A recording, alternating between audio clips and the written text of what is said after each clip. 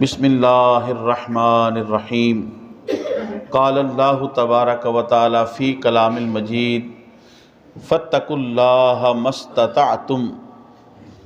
قال اللہ تبارک و تعالی فی کلام المجید فی مقام الآخر یا ایہا الذین آمنوا اتقوا اللہ حق تقاتہ۔ صدق اللہ العظیم۔ تقوی کیا ہے؟ پرہیزگاری کیا ہے؟ اس کے درجات کیا ہیں اور اس کے ثمرات کیا ہیں؟ قرآن حکیم کے اندر اللہ رب العزت نے متعدد مقامات کے اوپر مختلف صیغوں کے ساتھ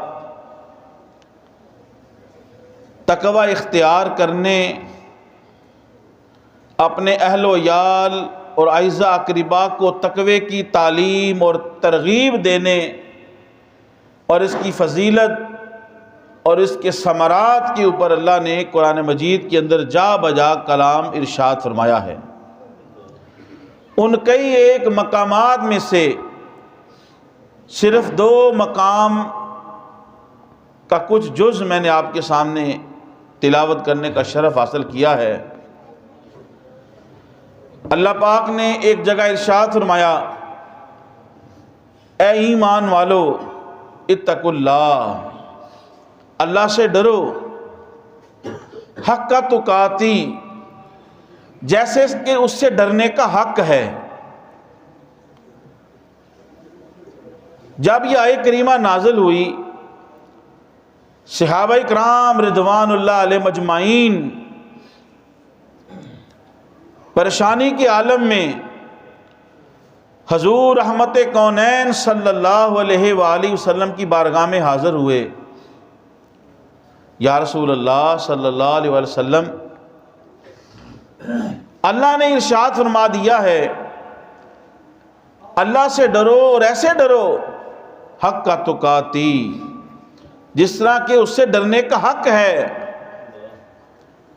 یا رسول اللہ، ہم کما حق ادا نہیں کر سکتے اس سے ڈرنے کا۔ اللہ پاک کے پیارے محبوب صلی اللہ علیہ وآلہ وسلم نے ارشاد فرمایا، جس کا مفہوم یہ ہے اللہ پاک نے جن کاموں کے کرنے کا تمہیں حکم دیا ہے، مکلف بنایا ہے، ان کو کرو، اور جن کاموں سے رکنے کا تمہیں حکم دیا ہے ان سے رک جاؤ۔ تو گویا تم نے اس آیت کی منشا کو، مصداق کو پا لیا اور تم نے اللہ سے ڈرنے کا حق ادا کر دیا۔ سورہ تغابن کی ایک اور آیت کریمہ کا جو حصہ میں نے تلاوت کیا، فاتقوا اللہ ما استطعتم، یہ اس آیت کریمہ کی تفسیر ہے کہ جہاں تک تم سے ہو سکے، جن چیزوں کے تم مکلف ہو، جن چیزوں کو تم ادا کر سکتے ہو، ادا کرنا تمہاری استطاعت اور طاقت میں اللہ نے رکھا ہے، تم ان کو بجا لاؤ۔ تو گویا تم نے اللہ کا تقوی اختیار کر لیا ہے۔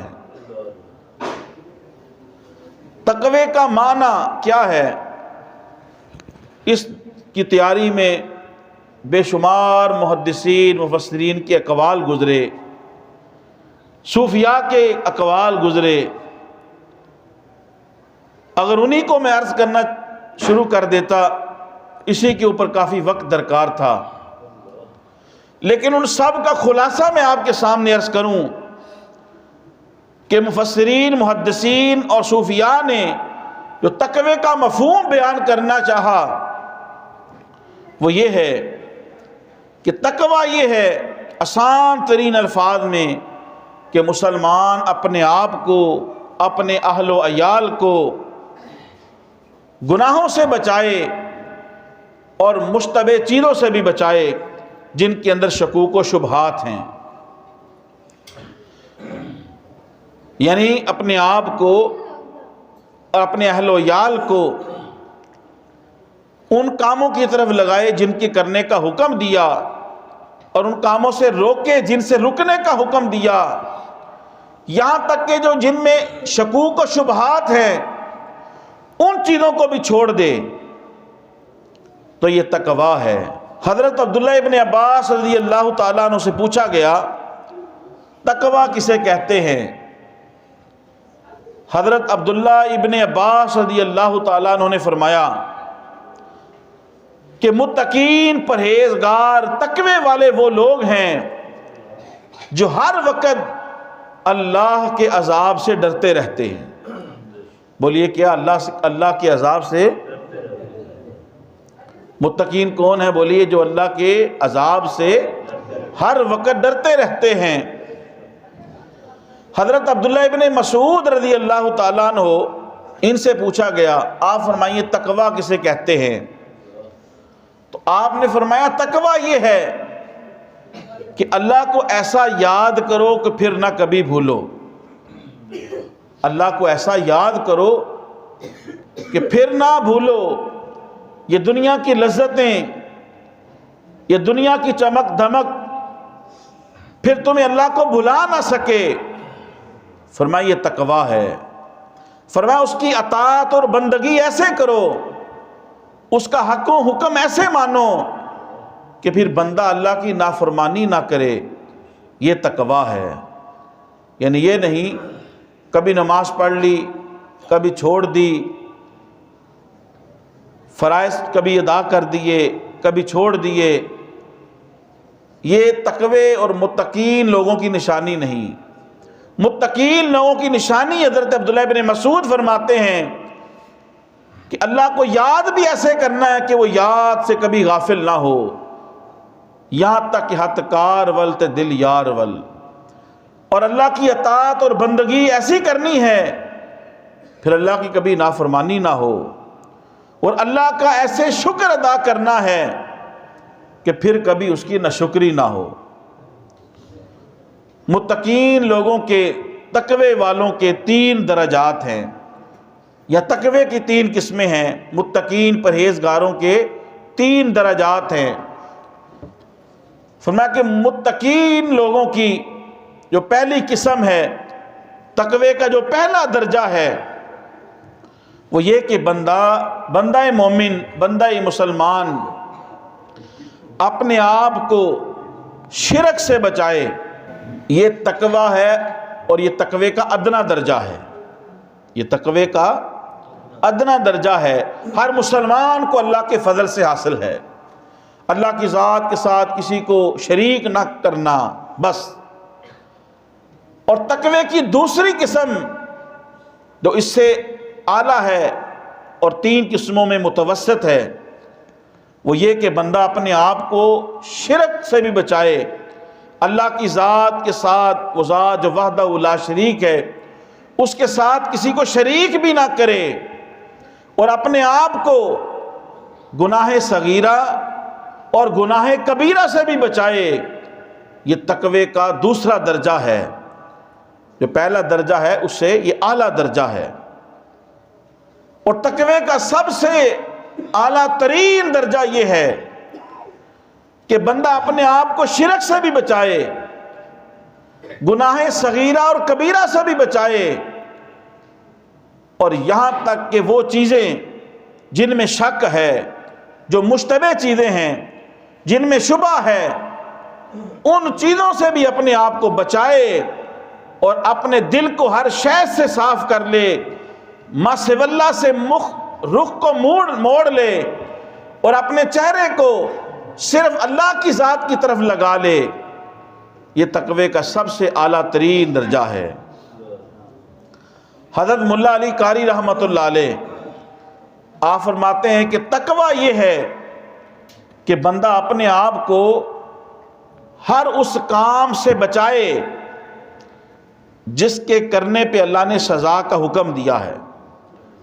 تقوی یہ ہے کہ بندہ اپنے آپ کو ہر اس کام سے بچائے، دور رکھے جس کے اوپر اللہ نے سزا کا حکم دیا ہے کہ یہ کام کیا تو یہ سزا ملے گی۔ اور پھر ملا علی قاری رحمۃ اللہ علیہ فرماتے ہیں تقوی یہ ہے اس کام کو ادا کرے، بجا لائے جس کے چھوڑنے پہ اللہ نے سزا رکھی ہے۔ یعنی اے بندے، اللہ نے تمہیں دنیا میں بھیجا، تیرا من اور باطن صاف تھا، تیرے جسم کے اعضاء گناہوں سے پاک اور صاف اور مبرہ تھے۔ اللہ نے تمہیں فطرت میں پیدا کیا، فرمایا کہ جب اس کی طرف واپس پلٹو تو ایسے پلٹو کہ جیسے تمہیں دنیا میں اللہ نے بھیجا تھا، گناہوں سے پاک صاف مبرہ ہو کے۔ یہ تقوی کا اعلیٰ ترین درجہ حضرت ملا علی قاری رحمۃ اللہ علیہ نے لکھا۔ حضرت ابی بن کعب صحابی رسول، امت کے بہترین قاری، حضرت ابی بن کعب رضی اللہ تعالیٰ عنہ، حضرت ابی بن کعب رضی اللہ تعالیٰ عنہ صحابی رسول، آپ حضرت عمر بن خطاب رضی اللہ تعالیٰ عنہ سے پوچھتے ہیں، امیر المومنین عمر بن خطاب رضی اللہ تعالیٰ عنہ، آپ کبھی کانٹے دار رستے میں چلے ہیں جہاں پہ کانٹے ہوں، کانٹے دار جھاڑیاں ہوں، اس رستے میں چلے ہیں؟ حضرت امیر المومنین عمر بن خطاب رضی اللہ تعالیٰ عنہ آپ فرماتے ہیں کیوں نہیں؟ حضرت ابی بن کعب کہتے ہیں امیر المومنین آپ ان کانٹے دار رستے میں، ان کانٹے دار جھاڑیوں میں آپ کیسے چلتے ہیں؟ حضرت امیر المومنین جن کے سائے سے بھی شیطان بھاگتا ہے، جن کی زبان پہ حق جاری رہتا ہے، جن کے بارے میں حضور نے فرمایا میرے بعد کوئی نبی ہوتا تو عمر ہوتے، لیکن انا خاتم النبیین، میں خاتم النبیین ہوں، لا نبی بعدی، میرے بعد کوئی نبی نہیں۔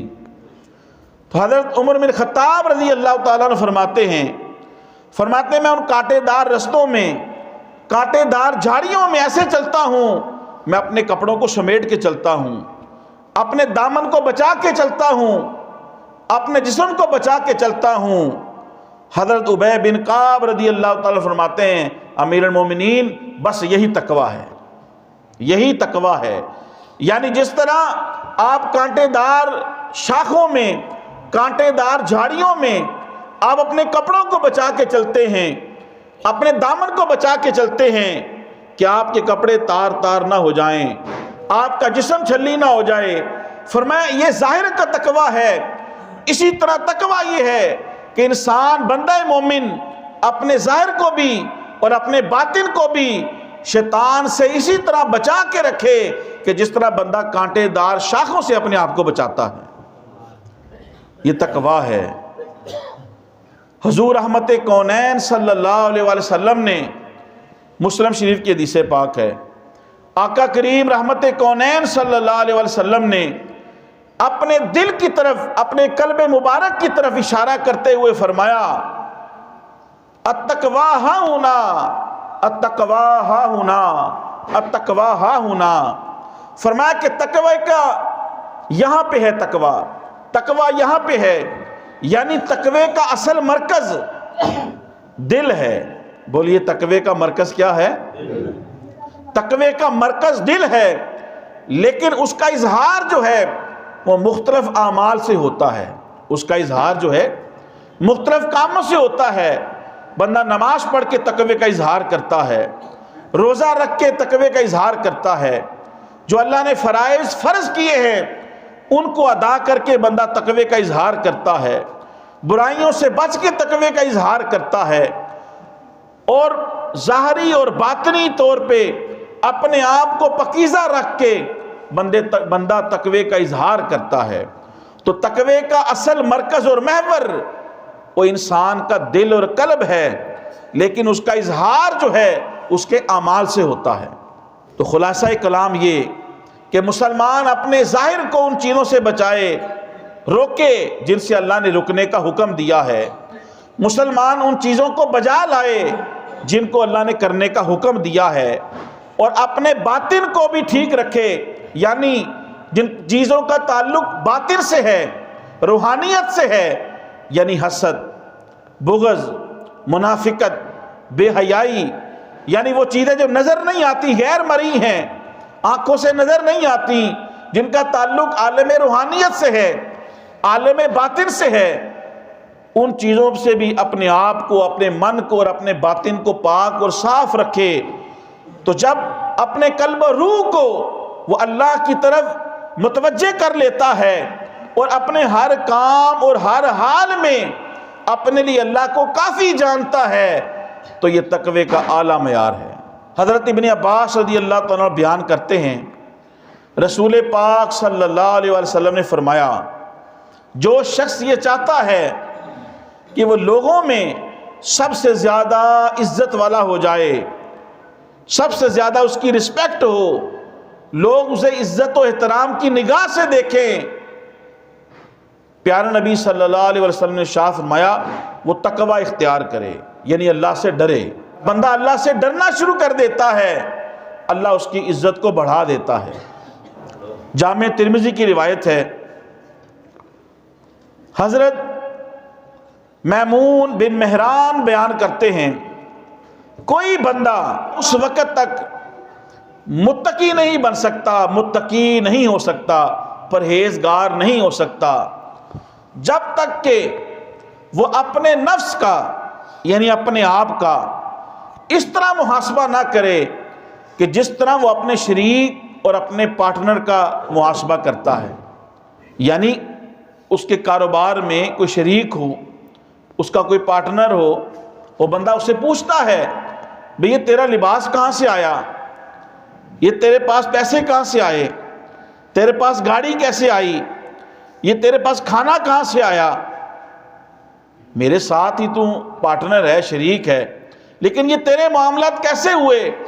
تو فرمایا کہ جس طرح بندہ اپنے شریک کا، اپنے دوسرے پارٹنر کا جو اس کے ساتھ تجارت میں شریک ہے، بندہ اس کا محاسبہ کرتا ہے، فرمایا بندہ اس وقت تک متقی نہیں ہو سکتا جیسے اسی طرح وہ اپنا بھی محاسبہ کرے کہ یار یہ میرے پاس لباس آیا ہے، کبھی سوچے وہ کہاں سے آیا ہے، میں نے جو یہ بلڈنگ کھڑی کی ہے یہ کیسے کھڑی کی ہے، یہ میرے جو معاملات ہیں یہ کیسے ہوئے ہیں، یہ بندہ سوچے، محاسبہ کرے، تو یہ تقوی ہے۔ اور جب بندہ تقوی اختیار کر لیتا ہے، جب بندہ متقی بن جاتا ہے، جب بندہ پرہیزگار بن جاتا ہے، تو پھر اسے اللہ کی طرف سے انعام و اکرام کیا ملتا ہے۔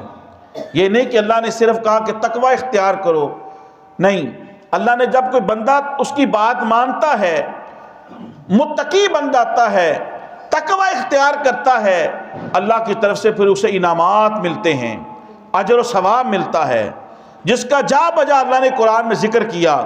اس کی چند ایک مثالیں سنیے۔ متقین کو اللہ کی طرف سے انعامات ملتے ہیں۔ اللہ فرماتا ہے ان اکرمکم عند اللہ اتقاکم، تم میں سے سب سے زیادہ عزت والا شخص وہ ہے اللہ کے نزدیک جو سب سے زیادہ تقوی اختیار کرنے والا ہے۔ تو متقی کو، تقوی والے کو جو پہلا انعام ملتا ہے وہ اللہ کی نگاہ میں عزت والا ہو جاتا ہے، اللہ کی نگاہ میں وہ عزت والا ہو جاتا ہے۔ اور جو اللہ کی نگاہ میں عزت والا ہو جائے، اللہ اسے نہ دنیا میں ذلیل و رسوا ہونے دیتا ہے، نہ آخرت میں ذلیل و رسوا ہونے دیتا ہے۔ متقین تقوی اختیار کرنے والوں کو دوسرا انعام یہ ملتا ہے وَمَن يَتَّقِ اللَّهَ يَجْعَل لَّهُ مَخْرَجًا، اللہ پھر اس کے لیے ہر پریشانی میں، ہر غم میں، ہر دکھ و تکلیف میں ان کے لیے بآسانی اللہ راستے نکال دیتا ہے۔ یہ تقوی کی برکتیں ہیں۔ جو بندہ تقوی اختیار کرتا ہے، اللہ ہر غم و پریشانی میں اس کے لیے راستے نکالتا ہے۔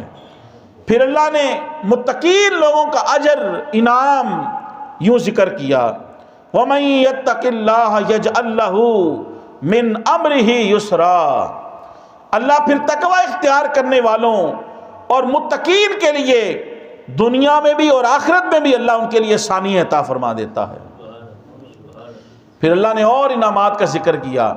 جو تقوی اختیار کرتے ہیں، جو متقین ہیں، اللہ نے فرمایا وَمَن يَتَّقِ اللَّهَ يُكَفِّرْ عَنْهُ سَيِّئَاتِهِ وَيُعْظِمْ لَهُ أَجْرًا، جو تقوی اختیار کرتے ہیں، متقین ہیں، بتقاضۂ انسانیت، بتقاضۂ بشریت، اگر ان سے کوئی چھوٹی موٹی غلطی ہو جائے، اللہ پھر کیا انعام دیتا ہے تقوی کا، یکفر عنہ سیئاتہ، اللہ ان کی چھوٹی موٹی لغزشوں کو معاف کر دیتا ہے۔ وَيُعْظِمْ لَهُ أَجْرًا، اور نہ صرف یہ کہ اللہ ان کی غلطیوں کو معاف کرتا ہے، بلکہ اللہ نے ان کے لیے بے حد و بے حساب عظیم اجر تیار کر کے رکھے ہیں۔ تو یہ متقین لوگوں کے لیے اللہ کی طرف سے کیا ہیں؟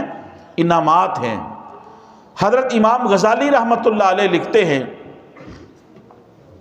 اے بندے، دنیا کے لیے اتنا کر جتنا تو نے اس میں رہنا ہے۔ دنیا اتنا کر جتنا تو نے اس میں رہنا ہے، آخرت کے لیے اتنا کر جتنا تو نے اس میں رہنا ہے۔ اور افسوس کہ ہم سب اس سے غافل ہیں۔ ہمیں صبح سے لے کے شام تک، شام سے لے کے صبح تک یہ تو ہے میری اولاد کے لیے پراپرٹیاں بن جائیں، جائیدادیں بن جائیں، لیکن یہ خبر نہیں مرنے کی تو دور کی بات ہے، بیسیوں واقعات، سینکڑوں واقعات دنیا میں آپ نے بھی دیکھے ہیں، میں نے بھی دیکھے ہیں۔ مرنے کی تو دور کی بات ہے، دنیا میں ہی اولاد دغا دے جاتی ہے، دنیا میں ہی اولاد چھوڑ جاتی ہے، جس کے لیے بندہ حلال و حرام میں تمیز، بچے جب بڑے ہونے کی دیر ہوتی ہے، پھر ان کی شادیاں، پھر ان کی اپنی اولادیں جب فتنہ ہو جاتی ہیں، انما اموالکم واولادکم فتنہ، تو بندے نے جس کے لیے حلال و حرام میں تمیز نہیں رکھی، نہ صحت کا خیال کیا، نہ اچھا کھایا نہ پیا، تو یہی اولاد مرنے کے بعد تو دور کی بات ہے، دنیا میں بھی نظارے دکھانا شروع کر دیتی ہے۔ تو امام غزالی نے اپنے بیٹے کو نصیحتیں کی، اس کی کتاب کا نام ہی ہے ایھا الولد، اے میرے بیٹے۔ تو امام غزالی رحمۃ اللہ علیہ نے، آپ نے فرمایا اس دنیا میں اتنا کر جتنا تو نے رہنا ہے، اور آخرت کے لیے اتنا کر جتنا تو نے اس میں رہنا ہے۔ اپنے رب کے لیے اتنا کر جتنی کہ تجھے اس سے حاجت ہے، اپنے رب کے لیے اتنا کر جتنی کہ تجھے اللہ سے حاجت ہے، اور دوزخ کے لیے اتنی دوزخ اور آگ اکٹھی کر جتنی کہ تو برداشت کر سکتا ہے۔ یعنی ہمیں رب سے کتنی حاجت ہے، ہمیں ہر سانس، جو سانس اندر لے کے جاتے ہیں اور باہر لے کے جاتے ہیں، ہمیں ہر سانس کے اندر اللہ کی محتاجی ہے، باقی تو ساری چیزیں پڑی ہیں، ہم سانس بھی اللہ کے بغیر، اس کے کرم کے فضل کے بغیر نہیں لے سکتے۔ تو فرمایا اللہ کے لیے اتنا کر جتنا کہ تجھے دنیا میں، جیسے دنیا میں ہم اللہ تعالیٰ نے ایک نظام بنایا ہے، ایک دوسرے کا ہمیں انسان نے اسباب پیدا کیے ہیں، تو جسے ہم دوسرے سے کوئی کام ہوتا ہے، حاجت ہوتی ہے، ہم اس کی تعریف کرتے ہیں، اس کے کام کرتے ہیں، اس کے سارے معاملات میں آگے بڑھ کے کام کرتے ہیں، کیونکہ اس سے حاجت ہے ہمیں۔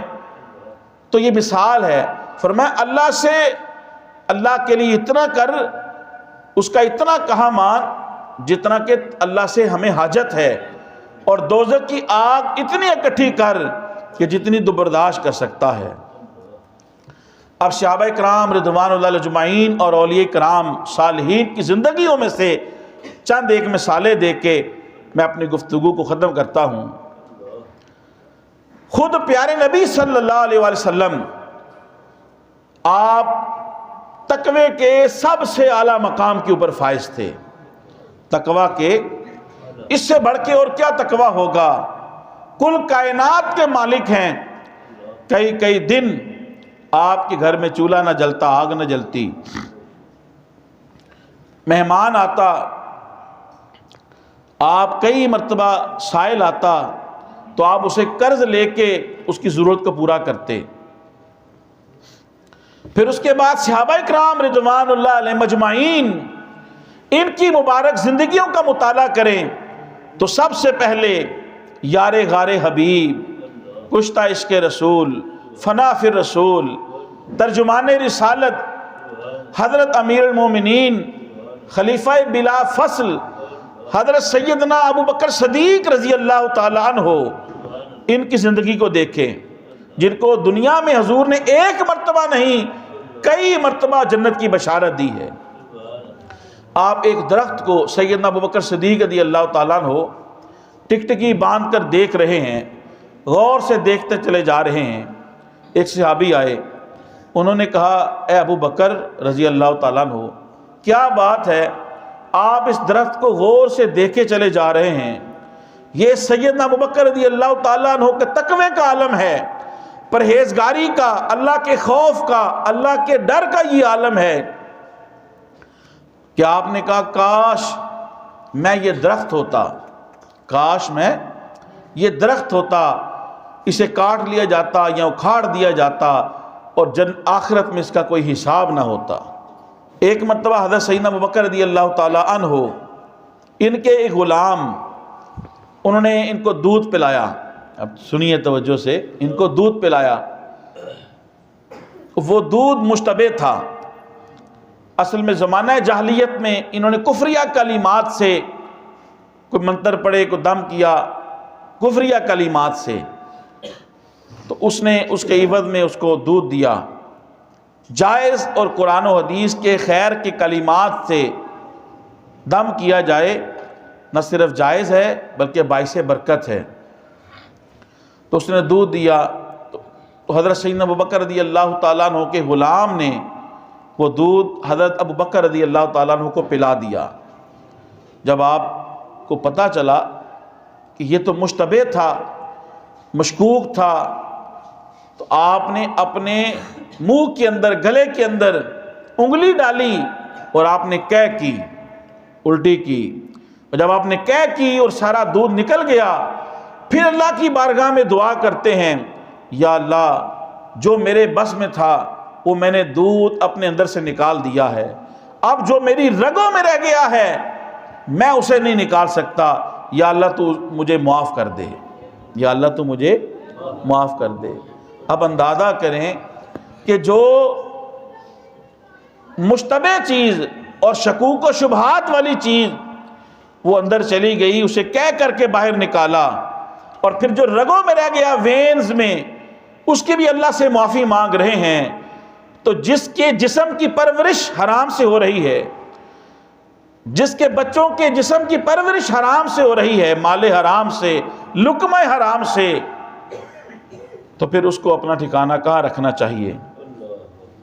سیدنا عمر بن خطاب رضی اللہ تعالی عنہ، آپ رات کو گشت پہ نکلے رعایا کی خبر گیری کے لیے۔ ایک بڑھیا معروف واقعہ، آپ نے اس سے پوچھا کہ عمر کے بارے میں کیا کہتی ہو، کیا جانتی ہو؟ تو اس نے حضرت عمر رضی اللہ تعالیٰ عنہ، وہ حضرت عمر کو نہیں جانتی تھی کہ میرے ساتھ یہ امیر المومنین گفتگو کر رہے ہیں، برا بھلا کہا۔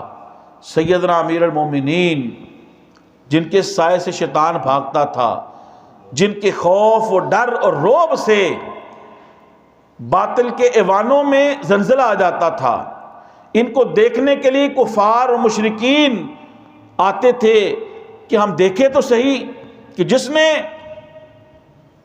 سلطنتوں کو فتح کر لیا ہے، بڑے بڑے شہنشاہوں کو اس نے زیر کر لیا ہے، دیکھیں تو صحیح وہ کیسا ہے۔ اس کے رعب سے دنیا کانپتی تھی، اس کے خط سے رکا ہوا دریائے نیل چل پڑتا تھا۔ اس کو نہیں معلوم تھا کہ یہ وہ شخصیت ہیں، میرے ساتھ گفتگو کر رہے ہیں۔ تو یہ نہیں کہا کہ اس نے مجھے برا بھلا کہا تو اس کو اٹھوا دیا جائے اور اسے پابند سلاسل کر دیا جائے، نہیں۔ سیدنا امیر المومنین عمر بن خطاب، کئی مرتبہ حضور سے جنت کی بشارت پانے والے مسلمانوں کے حکمران، آپ کا دل کانپ گیا۔ آپ نے کہا اچھا یہ بتاؤ، عمر نے جو تمہارے اوپر زیادتی کی ہے یا اس کی وجہ سے کوئی زیادتی ہوئی ہے، اسے کتنے میں اور کیسے معاف کرو گی؟ تو بات کم و بیش 25 درہم تک طے ہوئی۔ سیدنا عمر بن خطاب رضی اللہ تعالیٰ نے ایک چمڑا منگوایا یا کپڑا منگوایا اور اس کے اوپر لکھوایا، فرمایا بڑھیا اس کے اوپر لکھو عمر کی طرف سے جو تمہارے اوپر جو زیادتی ہوئی یا سمجھتی ہو کہ زیادتی ہوئی، عمر کو تم نے 25 درہم کے عوض میں معاف کر دیا ہے۔ اسے معافی لکھوائی، معافی نامہ لکھوایا۔ اسی دوران کچھ صحابہ کرام آئے اور انہوں نے آ کے کہا السلام علیکم یا امیر المومنین۔ اس کو تب پتہ چلا کہ جو مجھ سے معافی مانگ رہا ہے اور عمر کے لیے معافی نامہ لکھوا رہا ہے، یہ کوئی عام شخص نہیں ہے، یہ خود امیر المومنین عمر بن خطاب رضی اللہ تعالی عنہ ہے۔ یہ تقویٰ ہے۔ حضرت امیر المومنین رضی اللہ تعالیٰ جب دور حکومت میں مال غنیمت آیا، جب مال غنیمت آیا اس میں خوشبو آئی کستوری، آپ نے اسے تقسیم کرنی تھی، تو کہا کون اس کا وزن کرے گا تاکہ مسلمانوں میں تقسیم کی جائے؟ تو آپ کی اہلیہ نے کہا کہ مجھے آپ حکم دیں، میں اسے وزن کرتی ہوں اور تقسیم کر دیتی ہوں۔ آپ نے فرمایا نہیں، کسی اور سے تقسیم کروائی۔ بعد میں آپ کی اہلیہ نے کہا اے عمر رضی اللہ تعالیٰ عنہ، کیا آپ کو میرے اوپر کوئی شک تھا؟ کہا نہیں۔ فرمایا کہ پھر آپ نے مجھ سے یہ وزن کیوں نہیں کروایا؟ سیدنا عمر بن خطاب رضی اللہ تعالیٰ عنہ، آپ نے فرمایا کہ جب میں تجھے، میری اہلیہ اور بیوی ہو، جب اس مال غنیمت سے آنے والی کستوری اس کا وزن کراؤں گا اور تم تقسیم کرو گی، تم لاشعوری کے عالم میں بلا قصد، نہ چاہتے ہوئے جب تم تولو گی، اس کا وزن کرو گی، کچھ خوشبو تمہارے ہاتھوں پہ لگے گی، کچھ کپڑوں پہ لگے گی، کچھ تمہارے بالوں پہ لگے گی۔ عمر یہ بھی نہیں چاہتا کہ اس طریقے سے بھی عمر کے گھر میں تھوڑی سی زائد چیز آ جائے۔ عمر یہ بھی نہیں چاہتا اس طریقے سے بھی تھوڑی سی زائد چیز بھی میرے گھر میں آ جائے۔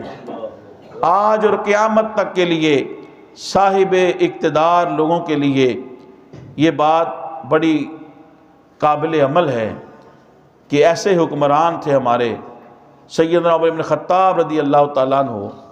جنت کی ایک مرتبہ نہیں، کئی مرتبہ حضور نے فرمایا عمر فی الجنہ، عمر فی الجنہ، لیکن اللہ کے خوف کا، تقوی کا یہ عالم تھا۔ جب قبرستان سے گزرتے خوف الہی کی وجہ سے، اللہ کے ڈر کی وجہ سے رو رو کے آپ کے جو رخسار تھے اس کے اوپر دو سیاہ خط بن گئے تھے، دو لکیریں بن گئی تھیں، اللہ کے خوف اور ڈر کی وجہ سے، رونے کی وجہ سے۔ یہ ہے تقوی۔ سیدنا عثمان غنی ذو النورین رضی اللہ تعالیٰ عنہ، ان کی زندگی کا تقوی کا بہترین مثال میں یہ سمجھتا ہوں کہ جب بلوائیوں نے ان کے اوپر حملہ کیا تو سیدنا عثمان غنی رضی اللہ تعالیٰ عنہ کون ہیں؟ جنہوں نے مسلمانوں کو پینے کے لیے پانی نہیں تھا میٹھا، انہوں نے منہ مانگی قیمت دے کے خریدا اور مسلمانوں کے لیے وقف کر دیا۔ حضور نے چندہ مانگا غزوے کے لیے، جہاد کے لیے، عمر اٹھتے ہیں اور اونٹ بما ساز و سامان کے مجاہدین اسلام کے لیے آپ دے دیتے ہیں۔ پھر حضور کہتے ہیں کون ہے جو جہاد کے لیے چندہ دے گا؟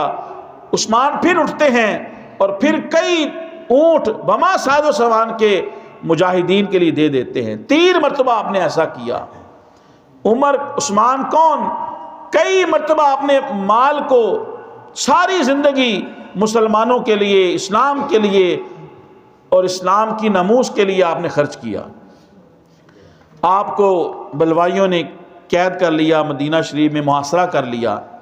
یہ آپ کا تقویٰ ہے کہ آپ کو لوگوں نے کہا آپ ایسا کریں، یہ تو چند ہزار ہیں، آپ تو حاکم وقت ہیں، آپ فوج جمع کریں اور ان کو تہس نہس کر دیں۔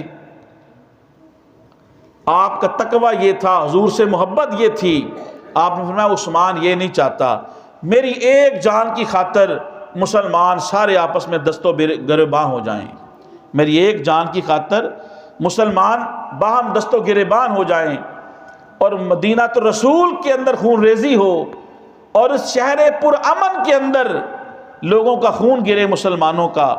اور پھر کسی نے کہا مدینہ چھوڑ کے آپ مکہ شریف چلے جائیں، شام آ جائیں۔ آپ نے کہا کہ عثمان دنیا سے جا تو سکتا ہے لیکن مدینہ شریف کو نہیں چھوڑ سکتا۔ اور پھر تاریخ نے لکھا، سیرت نے لکھا کہ حضرت عثمان غنی ذو النورین رضی اللہ تعالیٰ عنہ نے نہ کوئی مسلمانوں میں لڑائی کروائی اور ان چند ایک لوگوں نے آپ کو شہید کر دیا۔ اور سیدنا علی رضی اللہ تعالیٰ عنہ حضور کے داماد ہیں۔ اب شان دیکھیں اور پھر تقویٰ دیکھیں۔ حضور کے داماد، جنتی نوجوانوں کے سردار حسنین کریمین کے والد، جنتی عورتوں کی سردار، مخدومہ کائنات سیدہ طیبہ فاطمہ الزہرا رضی اللہ تعالیٰ عنہا، ان کے شوہر حضور کے زاد چچا زاد، حضور کی پرورش ہوئی، حضور کے ہاں ان کی پرورش ہوئی، کعبہ میں پیدا ہوئے، مسجد میں شہید ہوئے۔ جب نظر پڑی دنیا میں آ کے آنکھ کھولی تو سب سے پہلے چہرہ مصطفیٰ کو دیکھا۔ پیٹ کے اندر جو لقمہ گیا سب سے پہلے حضور رسالت مآب صلی اللہ علیہ وسلم کی زبان گئی، حضور کا لعاب دہن گیا۔ یہ ان کا مقام ہے، اور جنت کی بشارت کئی مرتبہ ملی ہے، اور خاص 5 تن کی جو حدیثیں ہیں اور قرآن کی آیات ان کے بارے میں نازل ہوئی ہیں۔ لیکن جب اللہ کی بارگاہ میں دعا مانگتے تو رو رو کر ان کی داڑھی مبارک جو ہے وہ تر ہو جایا کرتی تھی۔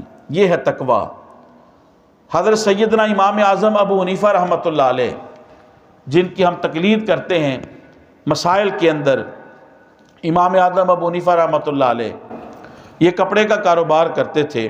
تو حضرت امام اعظم ابو حنیفہ رحمۃ اللہ علیہ، ان کا شریک تھا، پارٹنر، آپ نے ان کافی سارے کپڑے کے یہ بیچنے ہیں، ان کو بیچتے تھے، وہ ڈسپلے میں بیٹھتا ہوگا، وہ فروخت کرتا ہوگا۔ تو آپ نے اسے بتایا ان تھانوں میں ایک تھان ایسا ہے، ایک کپڑے کا نگ ایسا ہے، اس کے اندر عیب ہے، اس کو جب بیچنا ہے اس کا عیب بیان کر کے بیچنا ہے۔ ہمارے ہاں فروٹس کو لے لیں، کوئی اور اجناس کو لے لیں، اوپر اچھی چیز ہوگی اور نیچے اس کے فراڈ ہوگا، اور قیمت اوپر والی چیز کے ہوں گے۔ چاول ہیں، دالیں ہیں، کوئی بھی زرعی کوئی بھی اجناس ہے، یہ ہے مسلمانوں کی۔ اور دکان کا نام ہے مکہ شاپ، مدینہ شاپ، اور اس کے اوپر پروپرائٹر الحاج، جس نے کو 35 حج کیے ہوں گے۔ یہ صورتحال ہے ہماری۔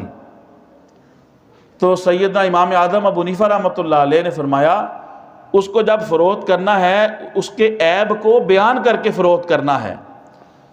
اس کو پتہ نہیں چلا، بے دہانی میں اس نے عیب بیان کیے بغیر جو ریٹ بے عیب کپڑے کا تھا وہ عیب والا کپڑا بھی اسی ریٹس میں بیچ دیا، اور پھر پتہ بھی نہیں چلا وہ کون لے کر گیا تھا گاہک۔ بڑا ڈھونڈا، آپ نے کہا ڈھونڈو، نہیں ملا۔ تو وہ جو کپڑا آپ کا تھا امام اعظم کا حصہ تھا جس میں وہ عیب والا کپڑا، وہ کم و بیش 30,000 درہم کا تھا۔ اس وقت 30,000 درہم کا تھا۔ تاجروں کو اس بات سے سبق حاصل کرنا چاہیے ہر سطح پہ، چاہے وہ چھوٹی سی دکان اس نے کھولی ہے یا بہت بڑا تاجر ہے۔ تو حضرت امام اعظم ابو حنیفہ رحمۃ اللہ علیہ نے اس کو کہا یہ 30,000 درہم جس کے اندر وہ مشکوک پیسے شامل ہو گئے ہیں، یہ سب اللہ کی راہ میں صدقہ کر دو۔ امام اعظم ابو حنیفہ رحمۃ اللہ علیہ آپ ایک مرتبہ جا رہے تھے، رستے میں کیچڑ تھا، آپ کو ٹھوکر لگی تو سامنے والی جو دیوار تھی وہ اس کے اوپر کیچڑ لگ گیا، آپ وہیں کھڑے ہو گئے۔ تو آپ نے سوچنے لگے کہ میری وجہ سے اس کے گھر کی دیوار گندی ہو گئی ہے۔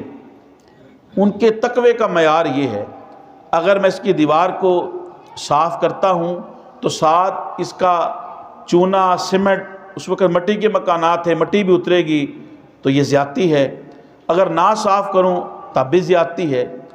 اسی سوچ میں کھڑے تھے کہ اس گھر کا جو مالک تھا غیر مسلم تھا، وہ باہر آیا۔ امام اعظم ابو حنیفہ رحمۃ اللہ علیہ تاجر تھے، آپ لوگوں کو ادھار دیتے تھے، تو وہ اتفاق سے آپ کا مقروض تھا۔ وہ آپ کو جب اس نے دیکھا تو وہ گھبرا گیا اور اس نے آپ سے منت سماجے کرنا شروع کر دی کچھ دنوں میں۔ آپ نے کہا میں قرض کے لیے نہیں آیا، نہ مجھے پتا تھا یہ تمہارا گھر ہے، میں یہاں پہ اس لیے کھڑا ہوں کہ میری وجہ سے یہ تمہارے گھر کی دیوار گندی ہو گئی ہے، اگر میں صاف کروں تو ساتھ مٹی اور چونا بھی آتا ہے، اور نہ کروں تب بھی زیادتی ہے۔ اس نے جب یہ دیکھا کہ یہ آپ کا اخلاق ہے، آپ نے فرمایا کہ میرے گھر کی دیوار بعد میں صاف کرنا، پہلے مجھے ایسے مذہب اور اسلام کا کلمہ پڑھا کے مجھے اس میں داخل کرو۔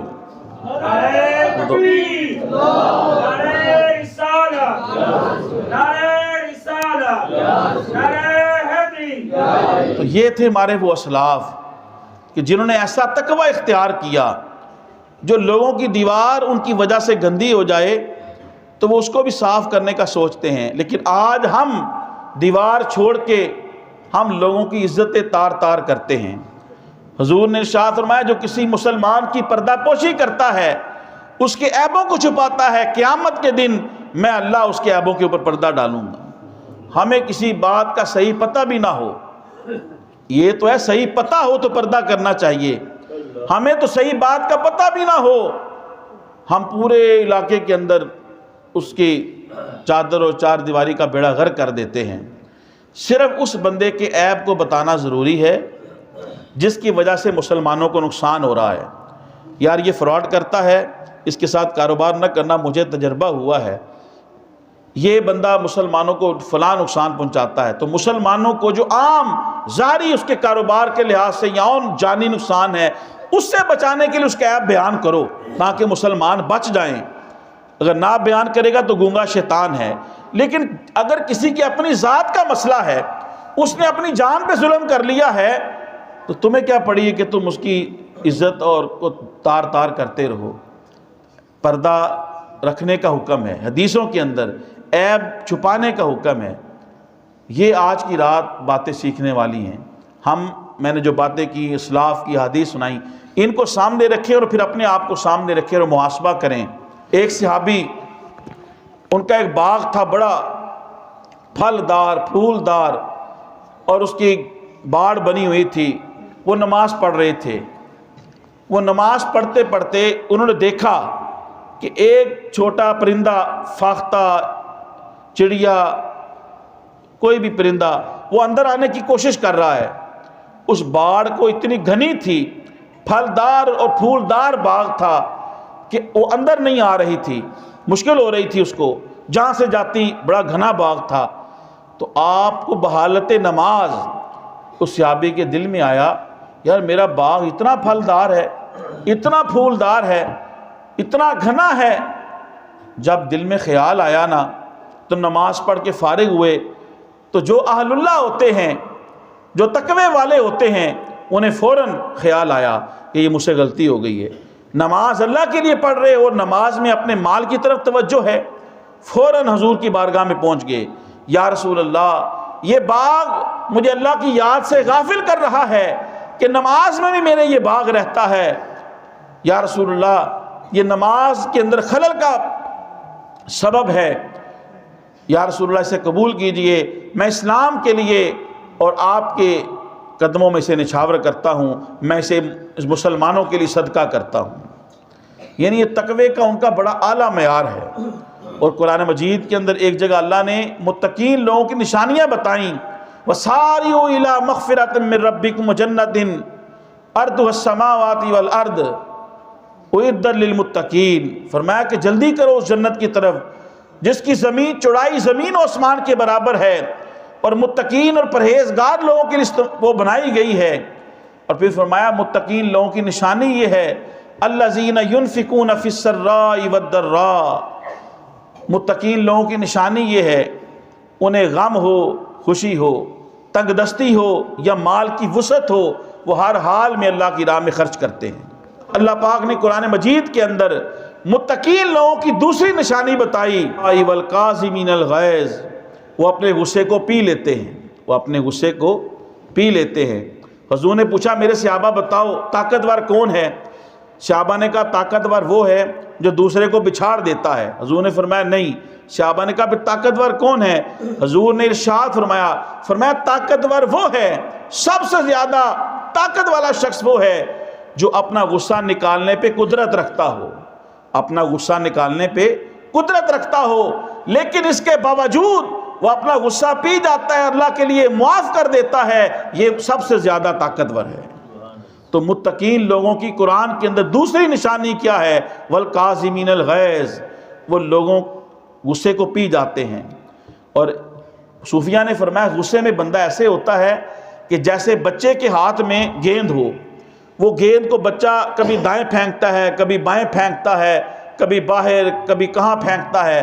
فرمایا ایسے ہی جب بندہ غصے میں ہوتا ہے تو شیطان کے ہاتھ میں ہوتا ہے، شیطان اسے جو مرضی اس کے منہ سے نکلوا لے، اور جو مرضی اس سے کروا لے، اور بعد میں وہ شرمندہ ہوتا ہے، اور بعد اوقات غصے میں وہ ایسے کام کر بیٹھتا ہے کہ واپسی کا رستہ بند ہوتا ہے، واپسی کا رستہ بند ہوتا ہے۔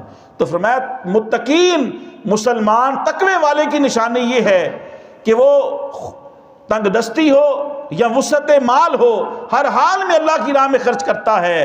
دوسری نشانی یہ ہے والقاظمین الغیظ، وہ اپنے غصے کو پی جاتا ہے۔ اور تیسری نشانی یہ ہے والعافین عن الناس، وہ لوگوں کو معاف کر دیتا ہے، وہ لوگوں کو معاف کر دیتا ہے۔ اور چوتھی نشانی یہ ہے واللہ یحب المحسنین، وہ احسان کرتا ہے۔ تو واجب الاحترام، آج کی رات یہ اپنے آپ کو درست کرنے کی رات ہے، آج کی رات اپنی زندگی کو بدلنے کی رات ہے۔ اگر نماز نہیں پڑھتے تو اپنے آپ کو آئندہ سے نماز پنجگانہ کا پابند کیجئے۔ اگر ہمارے ذرائع آمدن اس کے اندر کوئی حلال و حرام میں فرق ہے تو ہم اپنے مال کو، اسباب کو تبدیل کریں، اپنا قبلہ درست کریں، اور اپنے ذریعہ روزگار کو رزق حلال کی طرف لے کے آئیں، اور اپنی نگاہوں میں نوجوان حیا پیدا کریں۔ لیکن ہمارے آج کے نوجوان مسجد سے اتنا دور ہو گیا ہے کہ ہم جمعے کے دن بھی مسجد میں نہیں آتے۔ ہمارا نوجوان اسلام سے اتنا دور ہو گیا ہے، ہمیں نماز کے فرائض نہیں آتے، وضو کے فرض نہیں آتے، اور اگر کوئی مسجد میں بتاتا ہے تو ہم اس کے بعد بیٹھتے نہیں ہیں۔ ہم قرآن مجید، میں اور آپ آج ہی دیکھیں کہ میں نے پچھلے دنوں میں قرآن مجید کب کھولا تھا، میں نے قرآن مجید کو ہاتھ کب لگایا تھا۔ یہ نوجوان جو بیٹھے ہیں، جو مائیں بہنیں سن رہی ہیں، ذرا غور کریں کہ اس پچھلے دنوں میں کب ہم نے قرآن مجید کو پڑھا تھا، کتنا پڑھا تھا۔ یہ ہمارے لیے غور کی باتیں۔ یہ رات اس لیے ہے، پٹاخے بجانے کے ساتھ، آتش بازی کے ساتھ ہمارا کوئی تعلق نہیں، گل غبارہ کرنے سے، شیطانیے کرنے سے، یہ نوجوانوں کے لیے میں کہہ رہا ہوں، اس کا کوئی تعلق نہیں ہے۔ یہ رات تو بدلنے والی ہے، اپنی زندگیوں کو بدلیں۔ تو میری نوجوانوں سے گزارش ہے، ابھی رمضان شریف بھی آ رہا ہے، تو ابھی سے آپ اپنا شیڈول بنائیں، عہد کریں، آپ اپنی زندگیوں کو بدلیں گے۔ نماز پڑھیں، آپ ٹیوشن میں ہیں، اکیڈمی میں ہیں، کالج میں ہیں، اسکول میں ہیں، یونیورسٹی میں ہیں، آفس میں ہیں، دفتر میں ہیں، جہاں بھی حی علی الصلاۃ کی آواز آتی ہے، نماز کی طرف آؤ تو نماز پڑھنے جاؤ۔ آپ نماز پڑھنے جاؤ۔ طالب علم ہیں، آپ کے امتحانات میں آپ کو کامیابی ملے گی۔ اگر آپ کاروباری ہیں، اللہ آپ کے کاروبار میں برکتیں اور آسانیاں عطا کرے گا۔ گھریلو پریشانیاں ہیں، نماز پڑھیں، اللہ گھریلو پریشانیاں دور کرے گا۔ تو نماز اور قرآن، یہ دو چیزیں، یہ انسان کی زندگی کو سب سے زیادہ آسانی عطا کرتی ہیں، اور سب سے زیادہ انسان کو پروٹیکٹ کرتی ہیں، حفاظت میں لے کے آتی ہیں۔ تو اپنا تعلق نماز سے، مسجد سے اور قرآن سے جوڑیں۔ اللہ تعالی ہماری اس عبادت کو اپنی بارگاہ میں قبول فرمائے۔